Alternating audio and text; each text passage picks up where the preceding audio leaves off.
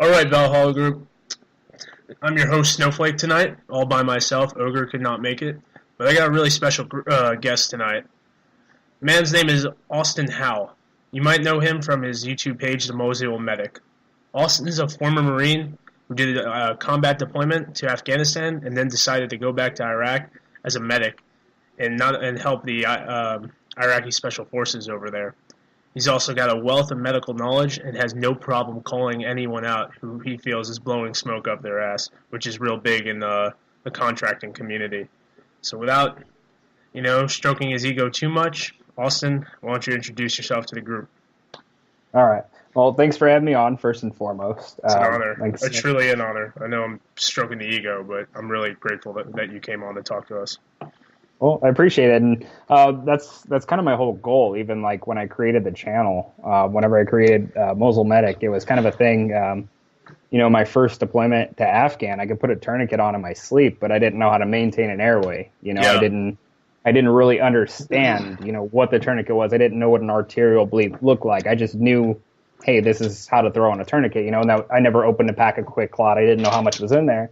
And then later I learned that there's, infinite length of Quick Clot. It like never ends when you open the packet. There's a lot in there. Yeah. And that when you're small plugging pack. those wounds, man, and now we're about to go down the rabbit hole. Have you ever used, before or seen now, the bullshit fucking like gelatin limbs that they have or whatever they use for packing wounds and the training aids?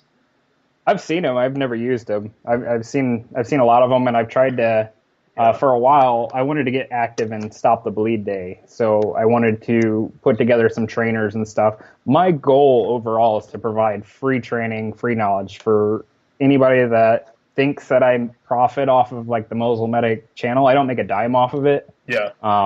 It's for free, and even the training is anything from use the video to say this is what a gunshot wound looks like. You can also use it as if you see me in there, because context is really important here. And one thing to note is I didn't go to Iraq with a wealth of knowledge. I didn't go there as a super experienced EMT. I went there with almost zero hands-on experience, just fresh out. I got my national registry, everything else, and I went, so I didn't go over there knowing a whole lot, but I went over there and learned a whole lot, and I'm still continuing to learn. So with the videos, I always explain to people, if you want to take this video, any of the videos of me treating, and you say, wow, that treatment's really bad, and you want to use that in front of a classroom and say, see what this idiot did? Don't do that. I'm completely okay with it, because at the end of the day, my overall goal is to improve training, is to improve medical training, and I want to provide it for free for people, because I've noticed there's a lot of groups that will charge like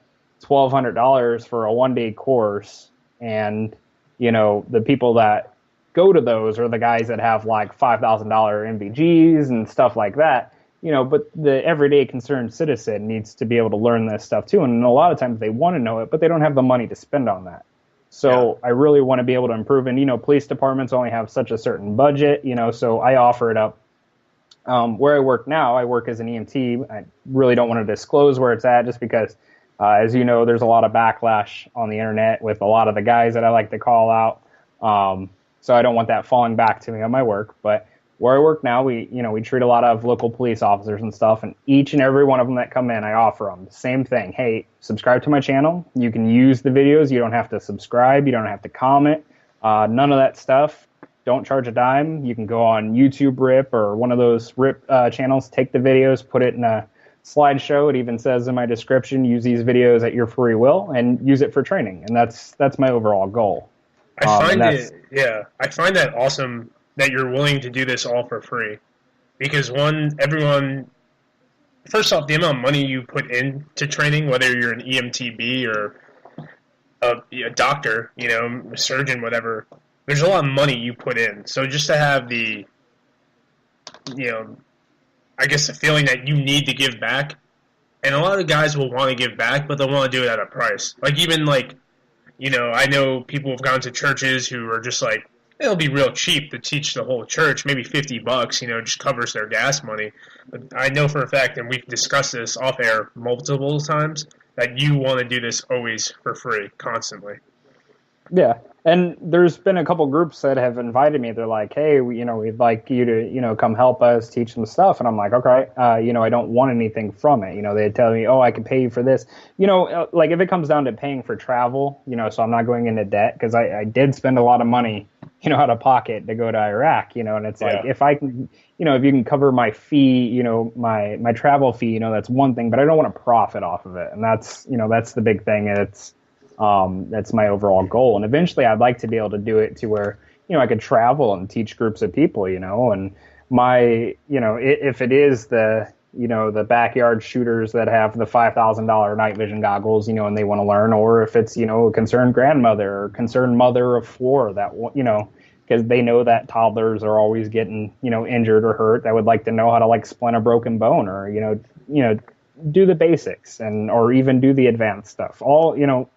But, with that too, there's obviously, a liability with teaching this stuff like that. The whole medical field in general, it's a nightmare of navigating liability and, stuff like that. So I also have to approach it like my channel. It's, designed as training, but it's not me saying, hey, this is how you do this or this is how you do that. And I do that purposely because, there's, like I said, there's a lot of liability behind that. So it's kind of nerve wracking. Your whole group over there, I believe you guys are GRM, correct, right? So it's... Or did you work with two groups, or were you just kind of freelancing? Because that's something that I had a little trouble. Like, who were y'all with specifically? If you can say, obviously, OPSEC. Because there's about 5 of y'all that I know were like the big, that I saw on the major news channels and I've read about and stuff like that. Right. So when I went over there as the Academy of Emergency Medicine Slovak Republic. So that was the group that I volunteered with. Mm-hmm. That group split off into multiple groups. Pete Reed is in charge of GRM, mm-hmm. and they're a totally kick-ass group. And their goal is probably one of the coolest goals. First off, like, he was like the guy that kind of kicked a lot of this off. A lot of these groups that you see trying to like, we are the group.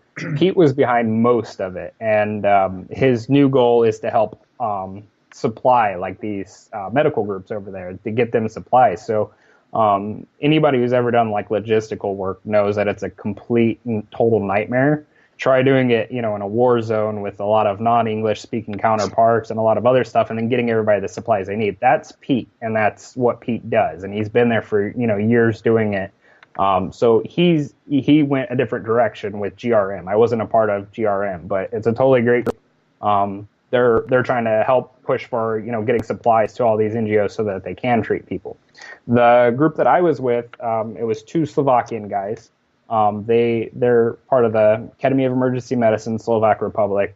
We were the medics that embedded with ISOF, and they started out on the East Mosul offensive, working with the Kurds. So they were working with the Peshmerga, mm-hmm. and they were treating them. They kind of all met up in Iraq. But so it split off, and it became GRM and AEM. So I was with AEM. For that entire time over there. Yeah. I think it was obviously the last administration.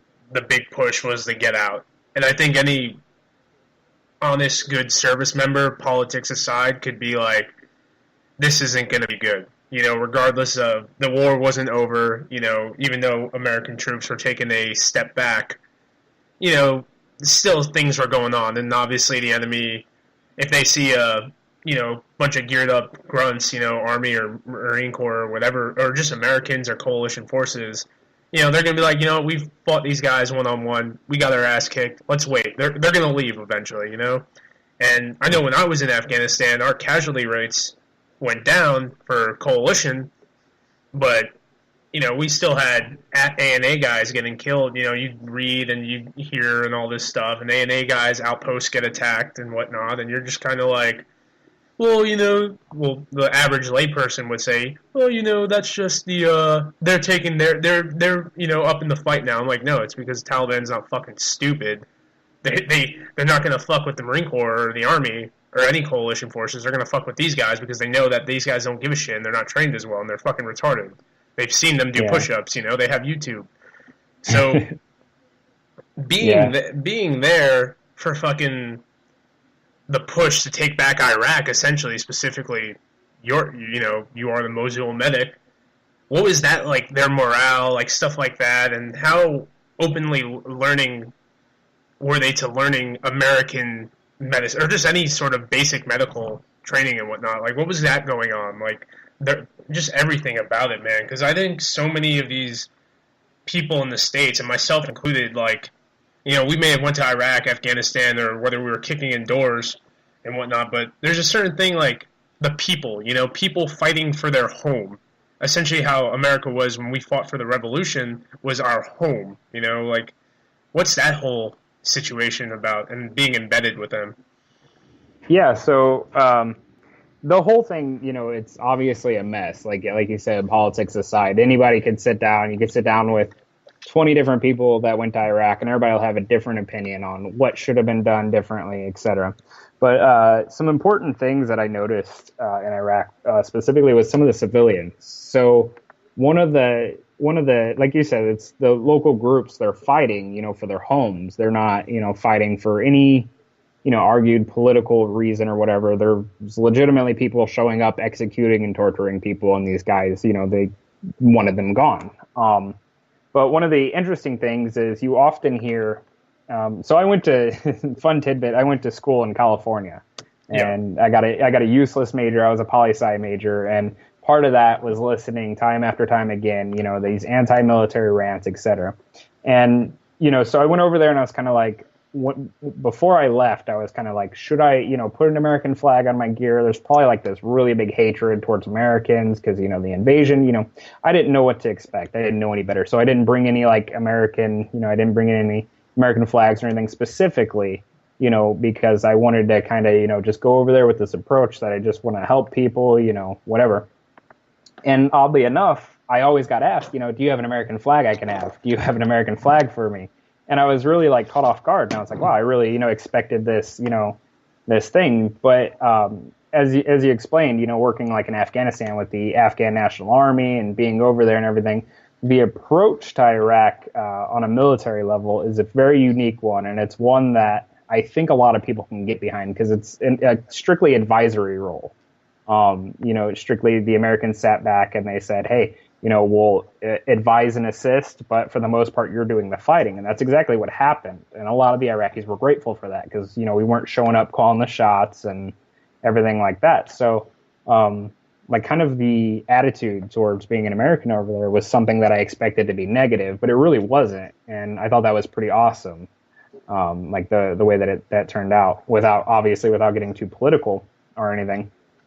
Like that was one of the things that we ended up getting one of the neighbors. He would translate for us. He was an English teacher and everything, and he would come over and he would help us translate and assist us. He would actually help us with patients and stuff and everything. And he was like, I really want an American flag, and we ended up having a buddy ship one out to him so he can get one.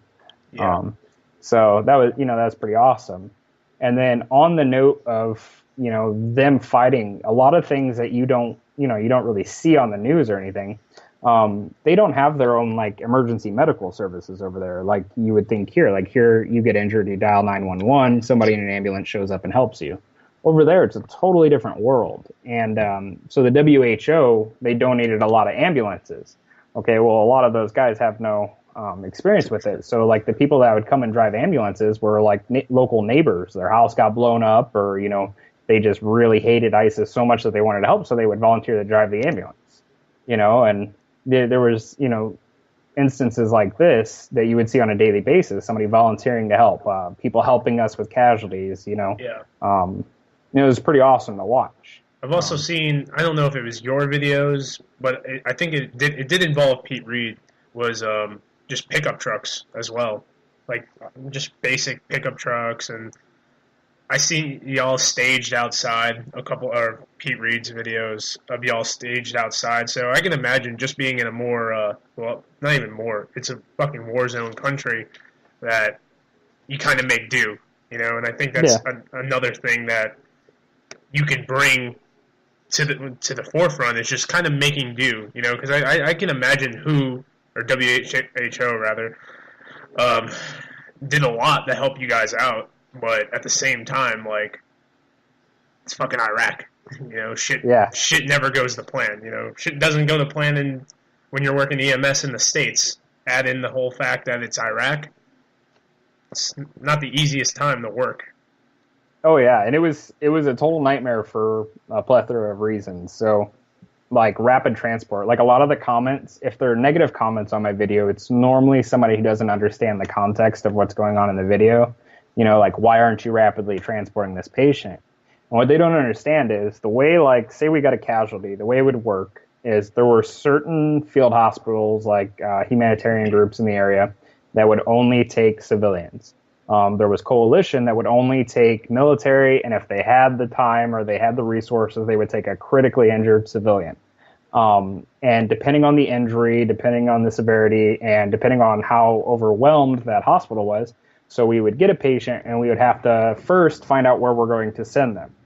Second, we would have to find out how we're going to get them there. Which volunteers available? Do we have, you know, an ambulance? Where are our ambulances? And then third was actually traversing and getting there, because getting into Iraq and getting into Mosul, which is kind of a nightmare, because they have checkpoints every like 20 feet. There's a checkpoint, and you know, you can't just let people fly back and forth through your checkpoints, because there were cases of ISIS getting hold of ambulances and turning them into V beds. You know, so like there's an understandable, you know, stalemate there with these checkpoints and everything.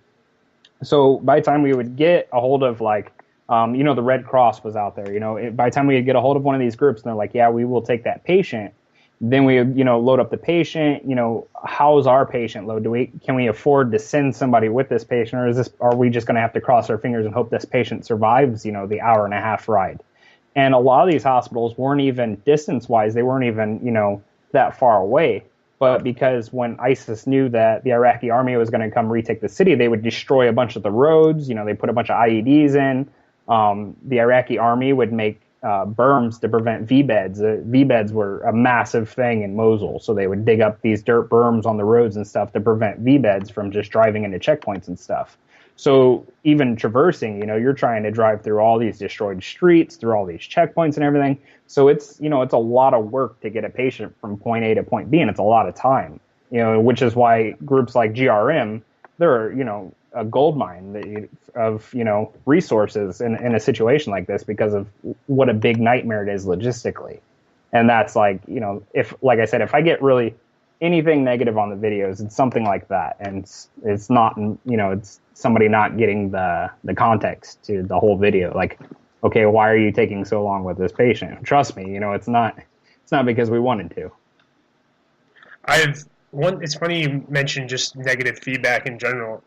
I feel as though your situation, the group you're with, is so unique, because you can have guys and gals in the States, or even grizzled combat vets who did a lot of combat medicine overseas, who are just who don't get it. Because even if you're working as a 68 whiskey Army combat medic, and you're in Fallujah, 2004, pretty much the worst situation for Americans there, you're still a high pry. Like, you're still like, let's get these guys out of here, you know? Like, as far as assessment and just doing everything, you're not dealing with, like you said, the logistical side of it. And even if you're working in freaking Detroit or Chicago on an ambulance, in the worst parts, you're still, like, the route is direct.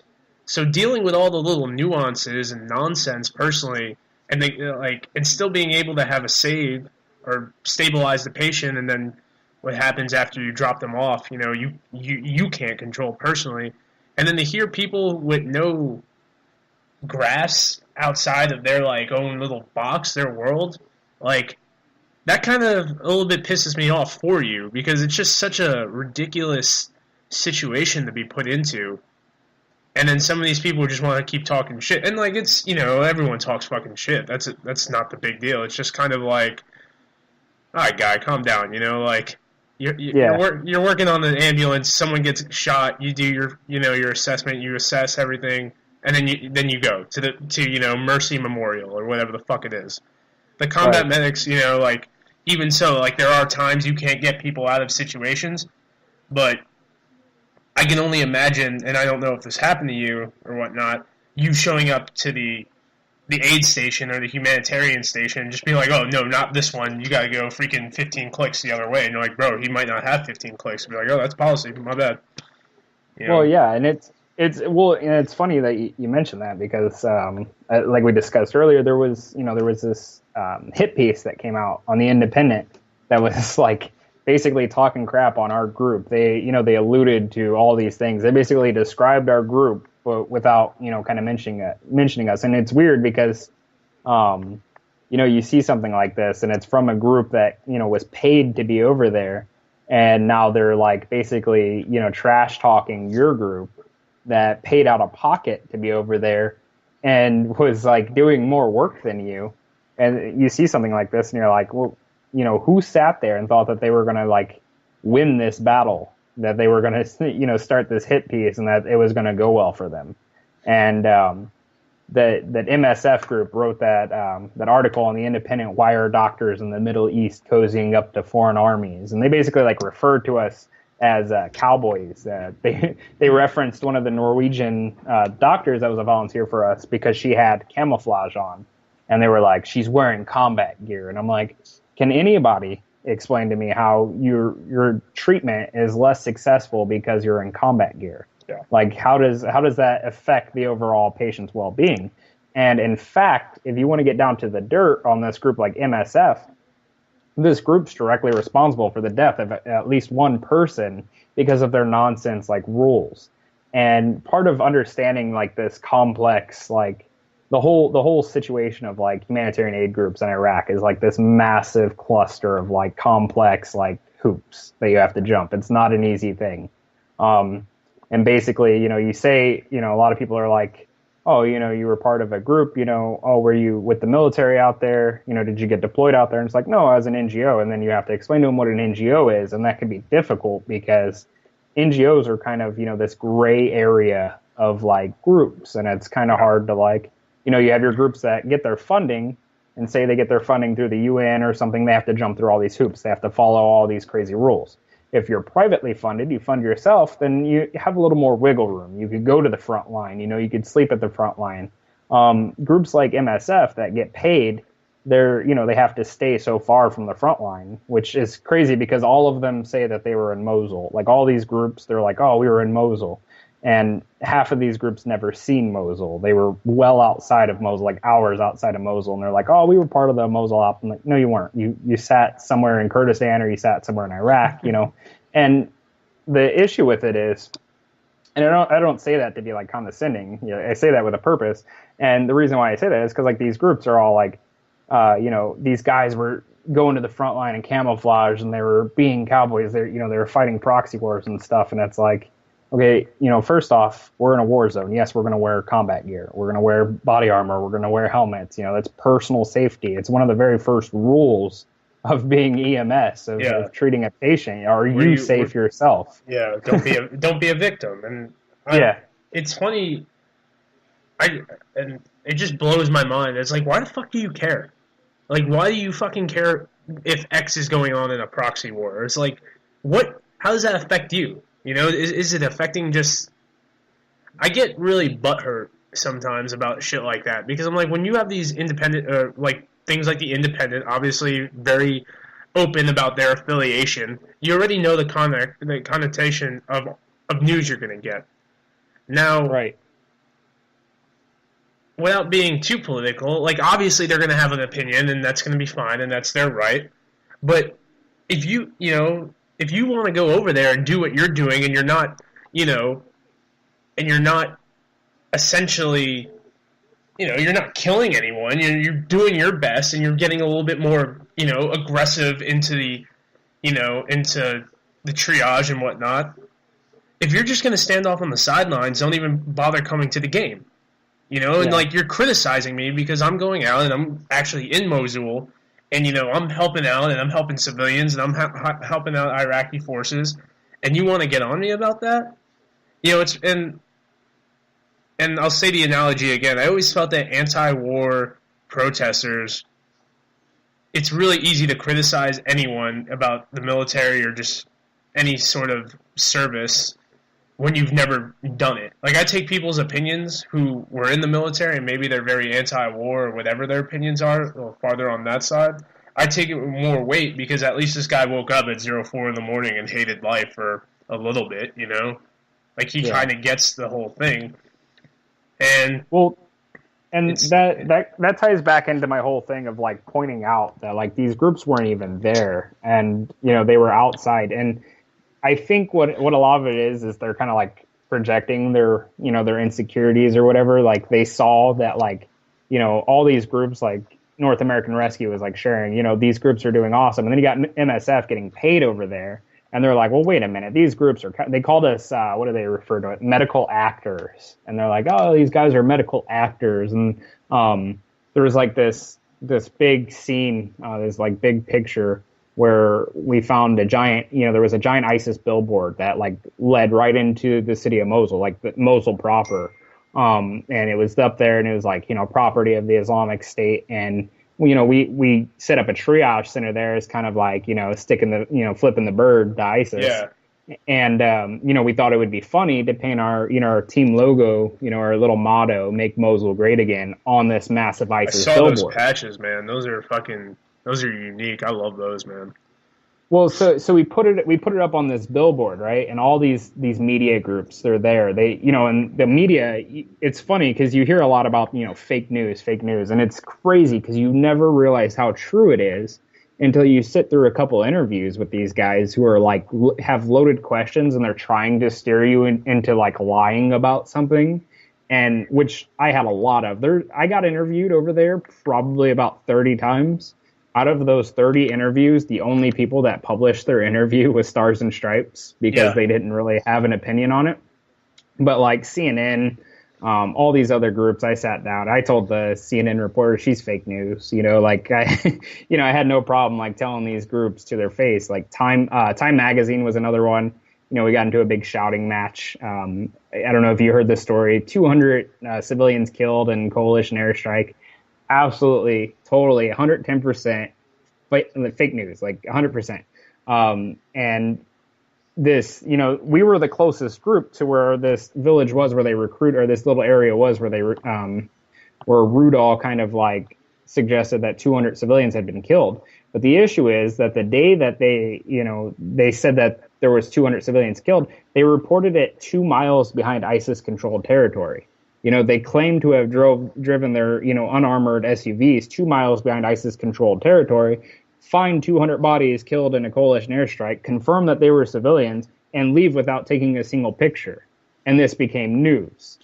And this story specifically really, it really kicks me in the gut because our group had all the body bags. Now, don't get me wrong. There were definitely civilians killed in this war. By coalition, by everybody. It's, and the context here, and it's not to dismiss the fact that that's completely, it's never a good thing. It's nothing you should just brush under the table. Any civilian killed in a combat by friendly forces is, it's a loss, basically. But context here is that ISIS fighters specifically, they were holding all these civilians captive. So anytime a civilian would get killed, they could use it politically and gain more people to volunteer for them. And they could also use it as leverage against the Iraqi military. So like when the media and everybody would get involved and, Iraqi troops killed X amount of civilians fighting, they didn't just go out and indiscriminately blow up some buildings that happened to be civilians. They were getting shot at from windows. And anybody that's, been to any of these towns in Mosul knows that they would make tunnel systems from house to house. And they would trap the civilians in the homes. They would kill anybody that would flee. You don't have to look very hard to see, the videos or the reports of snipers targeting women and children over there. I have videos of it. And they would do this, as a fear tactic so that nobody would try to run.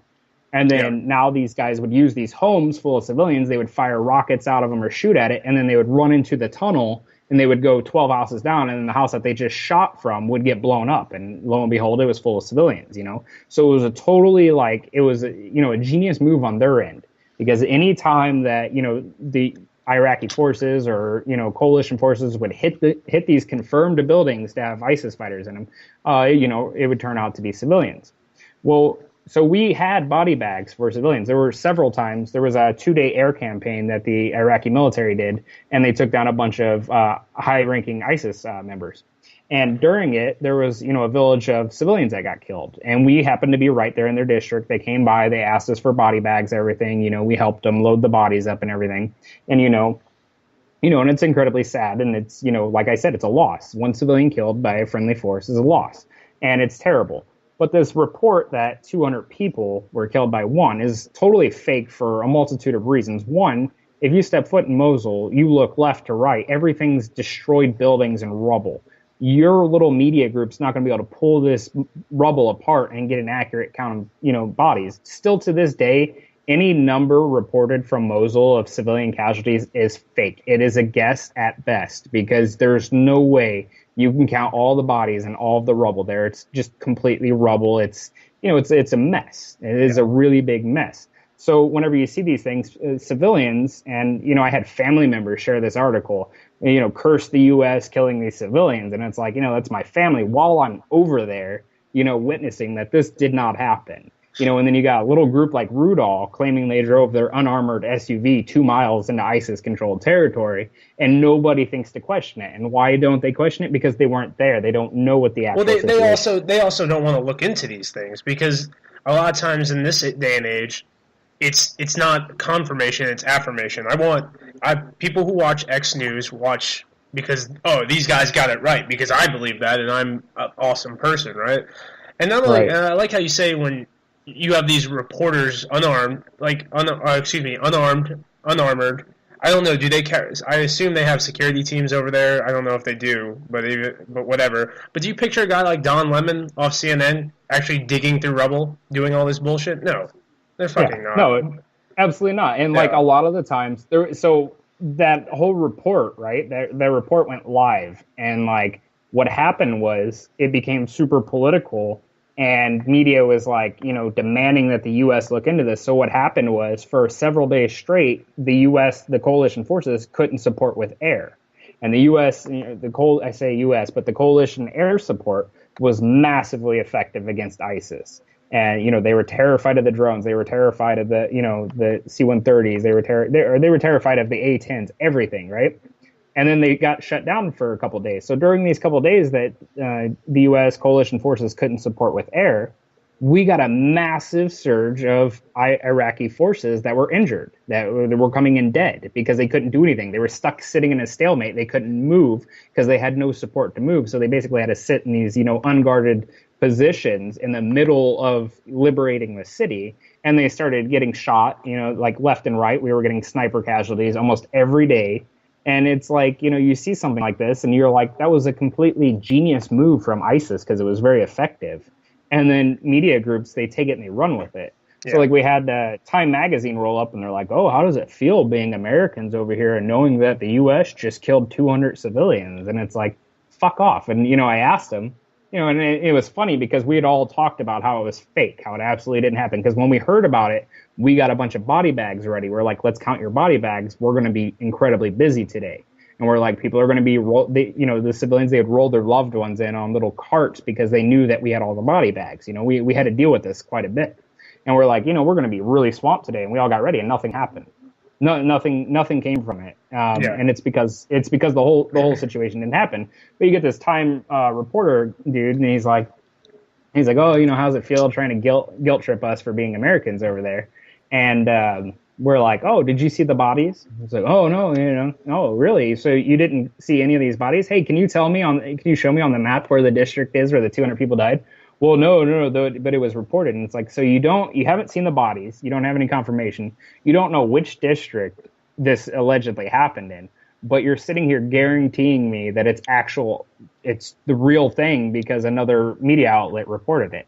And then you want me to sit there and comment on it, and there's a lot of guys that are like, oh, I can get my 2 seconds of fame. So they'll just sit in front of a camera and tell them whatever they want to hear, But it's like, these guys are sitting there with cameras and notepads and everything. They're interviewing me. And this interview, lo and behold, never aired because they didn't hear what they wanted to hear. And it was me basically calling bullshit on him. And the guy got really upset. He's red in the face and everything. But I'm like, let's get in. I was like, we could take a Humvee right now. I was like, let's get in the Humvee and you show me these 200 bodies. And I'm like, because we're going to drive 2 miles into ISIS-controlled territory, and you let me know how you feel about that. Yeah. And most of the reporters, they would roll up in their little SUVs. They would get out. They would take a few pictures. They would do their reporting live from the front line, and then they would get in the vehicle and they'd leave, and they'd never be seen again. And a lot of the Iraqi forces, they know that this story was bullshit. There was like a follow up to that article of the alleged 200 people getting killed was that Iraqi forces are distrusting Americans and everything. Every ISOF general, every Iraqi general, which we had a lot of like high-ranking dudes come through our TSPs all the time and thank us, they were upset that story broke because they knew it was fake. And they knew because of it that the coalition stopped helping them, and they knew they were losing a lot of men over it. And then on top of it, you get all these, reporters and stuff trying to spew this stuff. It's funny they wouldn't, interview the generals, and they wouldn't review the guys in command over there. They just would go and speak on behalf of somebody that, they would say, Iraq has this distrust for Americans. They want them gone because 200 civilians killed. And they would just make this stuff up left and right. And you would constantly see stuff like this. And it's like, that didn't happen, 100%. That didn't happen. Still to this day. And from what I understand, coalition. So I spoke with, two things from this. There were two like big things of me being in Iraq. One was getting the UN to admit to ISIS using chemical weapons. That came about because I released a bunch of pictures of patients that were exposed to chemical weapons to the Army Civil Affairs. Until that point, the UN, which still to this day I will refer to as the most corrupt, shitty organization ever, that's just, a money-hungry vacuum that doesn't do anything. They just sit there and they lie for the most part. They tried to brush that whole chemical weapon thing under the rug for the longest time, and then these pictures leaked, and it was like, well, I guess it's possible ISIS is using chemical weapons.